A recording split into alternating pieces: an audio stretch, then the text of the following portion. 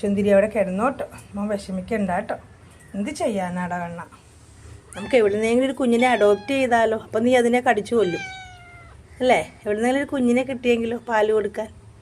പക്ഷെ എന്ത് ചെയ്യാനാ? അപ്പോൾ ആ കുഞ്ഞിനെ നീ ഓടിക്കും. നിനക്കൊരു പൂച്ചകളെ ഇഷ്ടമില്ലല്ലോ. സാരമില്ല ഏട്ടാ മോനെ, എന്താ ചെയ്യണേ? കരഞ്ഞ് എനിക്ക് മടുത്തള. നീ കരയുമ്പോൾ ഞാനും കരയും. നിൻ്റെ വിഷമം നീ എന്നോട് പറയും, എൻ്റെ വിഷമം ഞാൻ ആരോട് പറയും? ആരോട് പറയും?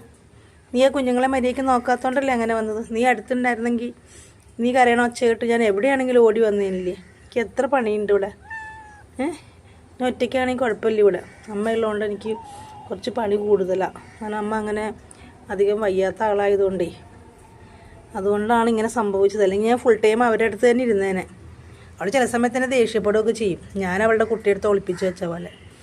എന്താ ചെയ്യുക, രാത്രിയൊന്നും ഉറങ്ങാനേ പറ്റണില്ല. കണ്ണടയ്ക്കുമ്പോൾ എനിക്ക് അവരുടെ മുഖം ഓർമ്മ വരും. എനിക്ക് പ്രഷറൊക്കെ കൂടി, ചെക്ക് ചെയ്ത് നോക്കിയപ്പോൾ പ്രഷറൊക്കെ കൂടുതലാണ്. ആകെ വിഷമം.